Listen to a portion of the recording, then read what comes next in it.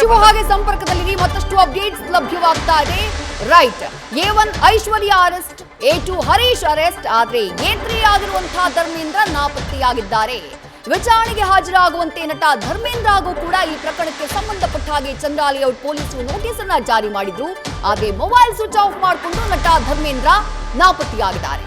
ಸದ್ಯ ಪ್ರಕರಣದ 3ನೇ ಆರೋಪಿಯಾಗಿರುವಂತಹ ಧರ್ಮೇಂದ್ರಗಾಗಿ ಚಂದ್ರ ಲೇಔಟ್ ಪೊಲೀಸರು ಶೋಧ ಕಾರ್ಯಾಚರಣೆಯನ್ನ ಮಾಡುತ್ತಿದ್ದಾರೆ, ಹುಡುಕಾಟವನ್ನ ನಡೆಸುತ್ತಿದ್ದಾರೆ. 3 ಜನ ಆರೋಪಿಗಳು 14 ಕೆಜಿ ಚಿನ್ನ ವಂಚನೆ ಪ್ರಕರಣಕ್ಕೆ ಸಂಬಂಧಪಟ್ಟ ಹಾಗೆ A1 ಗಮನಿಸ್ತಾ ಇದ್ದೀರಿ, ಐಶ್ವರ್ಯ ಗೌಡ, A2 ಆಕೆಯ ಪತಿ ಹರೀಶ್ ಗೌಡ, ಹಾಗೆ A3 ಈ ಪ್ರಕರಣದಲ್ಲಿ DK ಸುರೇಶ್ ಧ್ವನಿಯಲ್ಲಿ ಮಾತನಾಡಿ ಯಾಮಾರಿಸಿದ ಆರೋಪವನ್ನ ಹೊತ್ತಿರುವಂತಹ ನಟ ಧರ್ಮೇಂದ್ರ. ಸದ್ಯ ಮೊದಲ 2 ಆರೋಪಿಗಳು A1, A2 ಅರೆಸ್ಟ್ ಆಗಿದ್ದಾರೆ. ಚಂದ್ರ ಲೇಔಟ್ ಪೊಲೀಸರು ಆರೋಪಿಗಳನ್ನ ಬಂಧಿಸಿದ್ದಾರೆ.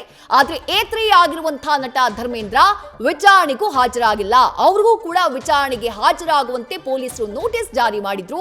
ಆದ್ರೆ ಇದುವರೆಗೂ ವಿಚಾರಣೆಗೆ ಹಾಜರಾಗಿಲ್ಲ, ನಾಪತ್ತೆಯಾಗಿದ್ದಾರೆ, ಫೋನ್ ಅನ್ನ ಸ್ವಿಚ್ ಆಫ್ ಮಾಡಿಕೊಂಡಿದ್ದಾರೆ. ಹಾಗಾಗಿ ಚಂದ್ರ ಲೇಔಟ್ ಪೊಲೀಸರು ಸದ್ಯ ನಟ ಧರ್ಮೇಂದ್ರಗಾಗಿ ಹುಡುಕಾಟವನ್ನ ನಡೆಸುತ್ತಿದ್ದಾರೆ ಎನ್ನುವಂಥ ಮಾಹಿತಿ ಲಭ್ಯವಾಗ್ತಾ ಇದೆ. ಕಳೆದ 3-4 ದಿನಗಳಿಂದ ಇಡೀ ರಾಜ್ಯದಲ್ಲಿ ಈ ಪ್ರಕರಣ ಸಂಚಲನವನ್ನ ಮೂಡಿಸಿತ್ತು.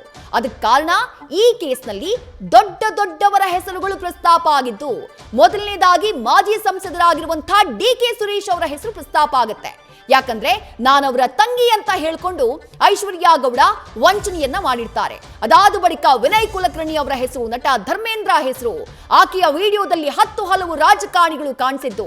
ಹೀಗಾಗಿ ಈ ಪ್ರಕರಣ ಸಾಕಷ್ಟು ಗಂಭೀರತೆಯನ್ನ ಪಡ್ಕೊಂಡಿತ್ತು. ಸದ್ಯ ಪ್ರಕರಣದ ಮೊದಲ 2 ಆರೋಪಿಗಳ, ಪ್ರಮುಖ ಆರೋಪಿಗಳ ಬಂಧನ ಆಗಿದೆ. ನಟ ಧರ್ಮೇಂದ್ರಗಾಗಿ ಹುಡುಕಾಟ ನಡೀತಾ ಇದೆ.